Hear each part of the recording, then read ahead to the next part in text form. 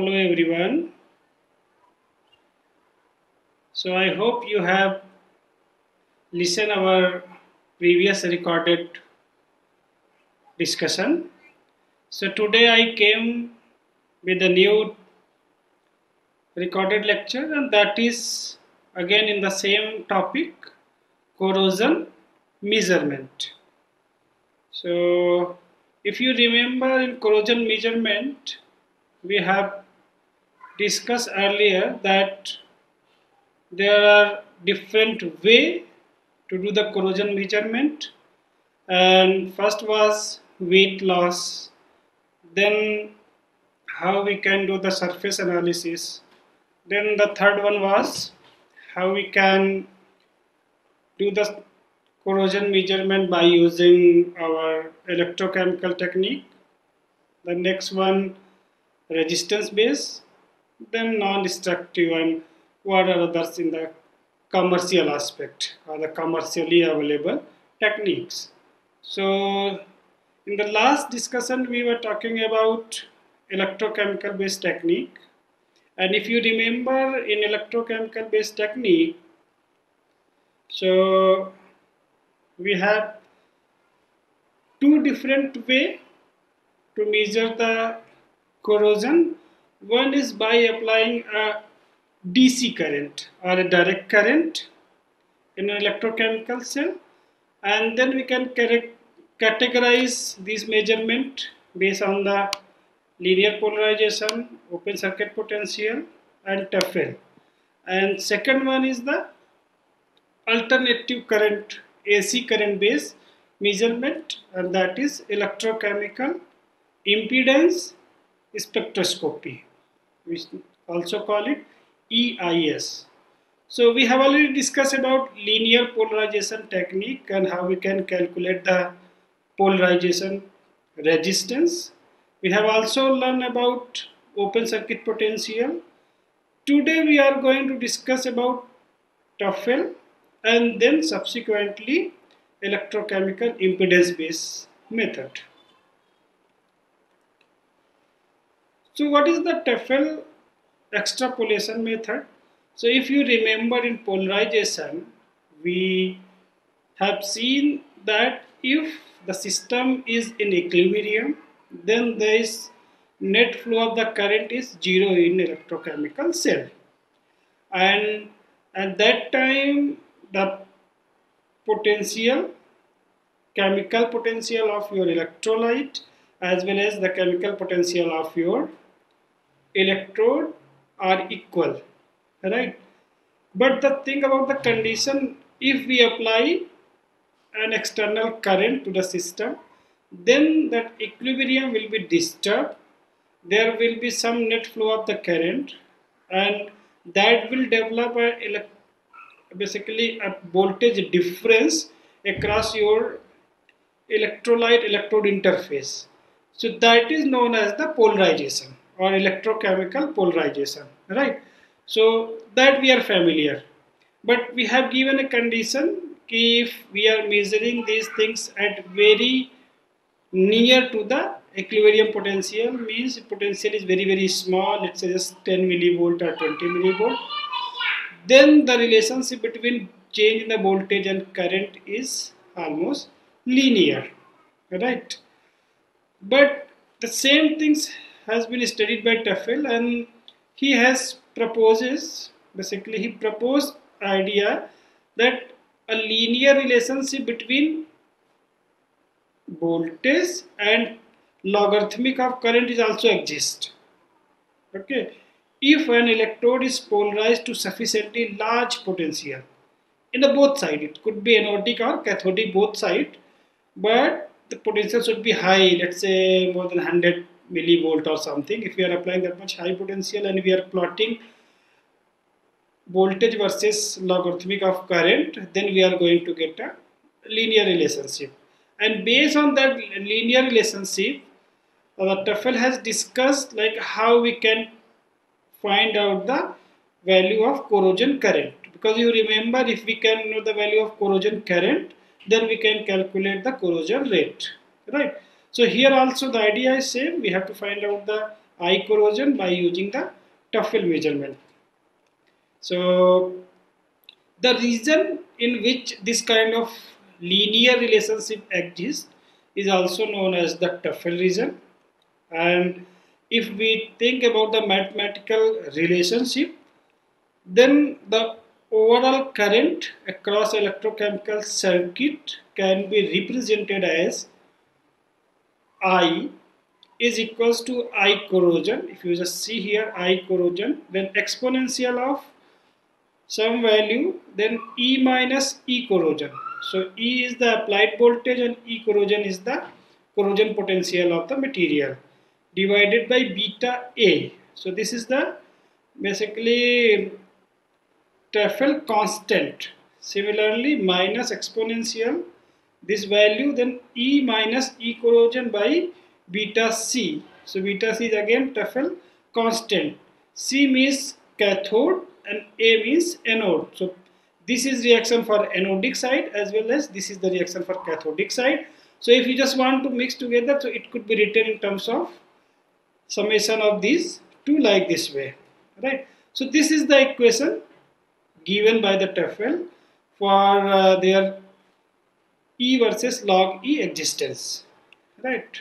Where I is the measured current, I corrosion is the current at the corrosion potential, E is the applied potential, E corrosion is the corrosion potential, beta and beta C are the TOEFL constant which are anodic and cathodic slope. So the value of beta A and beta C can be identified just looking the slope of E versus log I plot in TOEFL region. So that is only the exercise here. So if we are having very large over potential, let's say 100 millivolt to 500 millivolt in anodic direction. So of course, if you remember earlier, we can write anodic over voltage, that is beta A log I by I corrosion. Similarly, if we are measuring this voltage in anodic side, so similarly in cathodic, this would be basically the cathodic direction, not anodic, it's wrong here. So cathodic, then it will be NC and the direction is reverse, so minus beta C log I by I corrosion. So in TOEFL region, I corrosion can be determined by extrapolating of the either anodic or cathodic or both TOEFL region to I corrosion. E corrosion.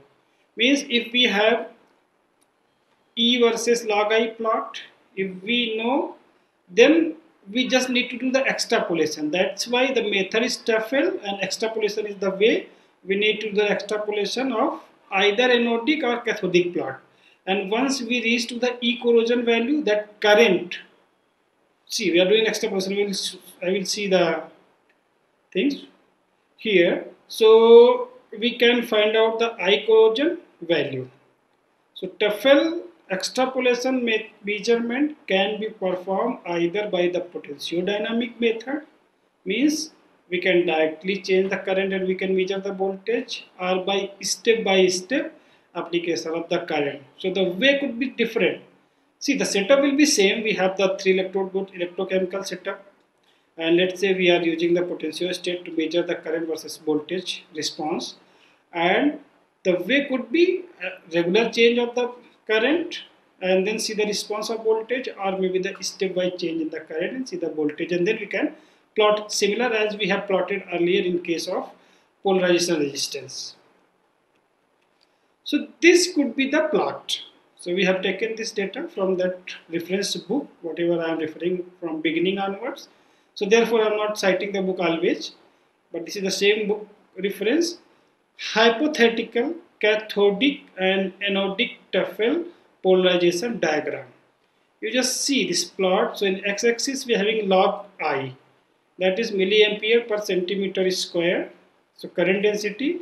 In y-axis we are having the electrode potential with respect to saturated calomel electrode. So that's why they have written VSCE, because the reference electrode is very important. We have to mention the reference electrode. So if you see this plot, so let's say we having a two reaction in the setup. One is anodic reaction and one is cathodic reaction. So the top one, if you just plot this, the system is having the anodic reaction. Anodic reaction means oxidation of metal, where your metal is going to corrode. So this will form M, metal is there, M will form the metallic M and then some electron. So this is your anodic branch or the anodic measurement. So if see this region, are you able to see here this red to this region? It look like a linear region, right? So if we do the extrapolation here, see this. So it is crossing your E corrosion. E corrosion means open circuit potential at 0. So this is the line of your E corrosion. That's why E corrosion is the corrosion potential, and corrosion potential is means you are don't having any application of the voltage, and then whatever voltage is observing in the setup, that is your E corrosion. So where your extrapolated plot of anodic branch is meeting with the corrosion potential, that point there is a current. So this current is basically equal to the corrosion current density. So see this value, if you downstairs, this log I. So what is the current at this value? This is the corrosion current. So by using this we can get the corrosion current value. Similarly, there will be a reaction in the cathodic side also, means maybe the reduction of some metal or maybe the reduction of hydrogen. So see here, this 2 hydrogen is taking 2 electron, it is getting reduced into H2. This is known as the cathodic branch. Here again, this region, if you just see from here, this region to this is almost linear. We can find out the slope, so that will be your slope, Tuffel slope. So BC, here they have written BC, earlier we have just given beta C basically. This is beta C. Okay, constant Tuffel slope at beta C. So again here, if you just extrapolate this line, see the cursor, it will touch this point. So you remember this point. So this is the intersection point of interpolation line as well as the corrosion potential line, and that value give the corrosion current density. So if we are doing this measurement, we can get couple of information. The first information, we can get the direct value of corrosion current, right? So by knowing the corrosion current, we can get the quantitative data of corrosion rate. Other point is, by doing this analysis or this plot, we can get the idea about corrosion potential. See here, this is the corrosion potential when it start this value. So corrosion potential is also very important. It tells us about the activeness of the material. Means if a material having more negative corrosion potential or more positive corrosion potential, the material which is having more negative corrosion potential means they are having high rate of corrosion. Okay, so this shows basically the material which is having in this side, they are having chance of less corrosion. So let's say you are just having the two material and doing the same measurement, in which your electrode potential is more positive side, means less in the number negative, right? Lesser negative value, more positive, I am telling, more positive, more negative. So if more positive, then that material has less chance to have the corrosion. A simple idea, if you remember electrochemical series, where you can see this, the ordering of metals as per their electrochemical potential. So even this noble metal like gold, platinum, they are having positive value, right? So they are having least chance of corrosion. So this information we can also get by this Tuffel extrapolation or this diagram. So Tuffel plot are generated by plotting both anodic and cathodic data, and three values can be determined. One is anodic Tuffel slope, second one is cathodic Tuffel slope, as you see here, anodic and cathodic. Then third, we can get the eye corrosion, and all these three parameters very important to calculate the corrosion rate or to understand the corrosion resistance of a material. So here we can understand this by looking on example. So Tuffle polarization curve for nickel zinc phosphate and cadmium zinc nickel coating in 0.5 Na2SO4 plus 0.5 MS3BO3 solution at pH 7. So basically at pH 7 this is your environment or the electrolyte. In this electrolyte, these three material 1, material 2 and material 3 are having a coating over a steel substrate. So basically forget about steel timing, like how these three material is having different reaction in this environment, that is going to give the idea about the corrosion rate, because this is a kind of protective coating. So if out of these three, let's say one is having high resistance of corrosion, that means that is more better. So if you have these three, how we are going to choose out of these three which one is the best one, or it's better for our application to reduce the corrosion rate of that material. So which coating is better? So this can be easily understood by doing this kind of TOEFL extrapolation method measurement. See here this plot, the x-axis is current density in ampere per centimeter square and this y-axis is the potential V versus saturated calomel electrode. So these three systems, zinc, nickel and P, Zn, Ni and P system here. So if you just plot somewhere here, so I'm not exactly giving the value, but somewhere here you can get the eye corrosion. Here you can get somewhere here the eye corrosion. In the third case, maybe somewhere here the eye corrosion. So if you see the difference, so even the value of corrosion current is very less in this case. See, okay. The idea is the corrosion current is less in case of the Zn, Ni and P system. That shows what? The first thing it shows, out of these three coating, the corrosion resistance is higher in Zn, nickel and P system. Okay. The other point is, see if you see the E corrosion, means corrosion potential. So this is somewhere 0.65 negative. This is around 0.8 negative and this is minus 1.1 negative. Okay. So if you see in these three respective systems, which is having high chance of corrosion just based on the E corrosion voltage, of course this setup, this is more negative, so this is having more chance of having corrosion as compared to this. So these are two both parameters. Corrosion current also says this is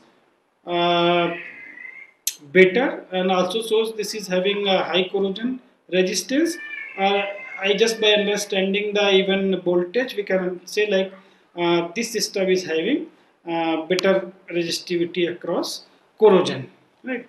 So this is the one analysis we can understand. At the same time we can also understand out of these which material is more suitable for the protective layer coating. So just by analyzing this data, if we have the idea about the open circuit potential of or corrosion potential of that particular material on which we are going to apply this protective layer, then we can easily identify which is better. So even in this study they have shown the steel substrate and steel is almost 0.6 here. So the corrosion potential of steel is 0.6 and C. So all these three can be utilized because all these three are having even more sacrificial behavior, like they are having more tendency to degrade as compared to steel. So if you are applying as a steel, they will be have like a sacrificial anode, right? So all these can be applied. However, this is relatively better if you are comparing these three. So if the steel is case, then you can select this.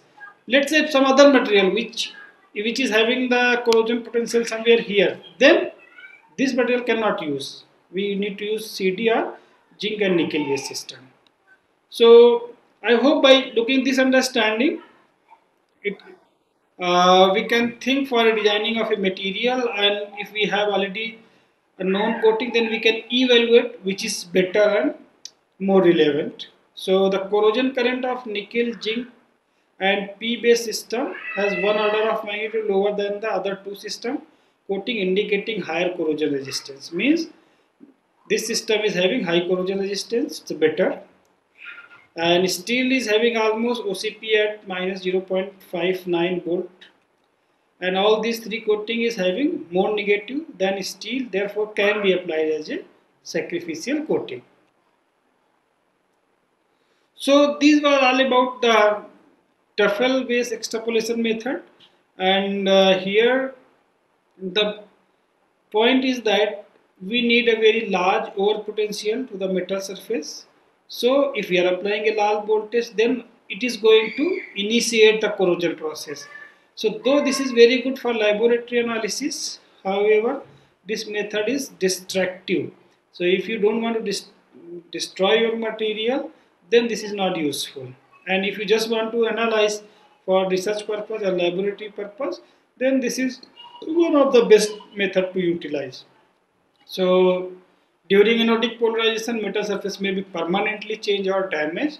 Therefore, this is not preferred to utilize for monitoring technique in the field or real applications. But however, this is good for laboratories applications. So this is all about TEFL based extrapolation method, and I think I should stop here. The next day I will come up with the next topic, that is our. So here I just want to show, like, if you just uh, read this problem and just try to solve this, and in some other session I will come with the solution also. So this is one problem, this is second problem, like zinc corrosion rate, and this is the third problem. You just try to solve this problem to understand the basic fundamentals of extrapolation and other methods. And then in the next talk, I will come with the electrochemical impedance spectroscopy.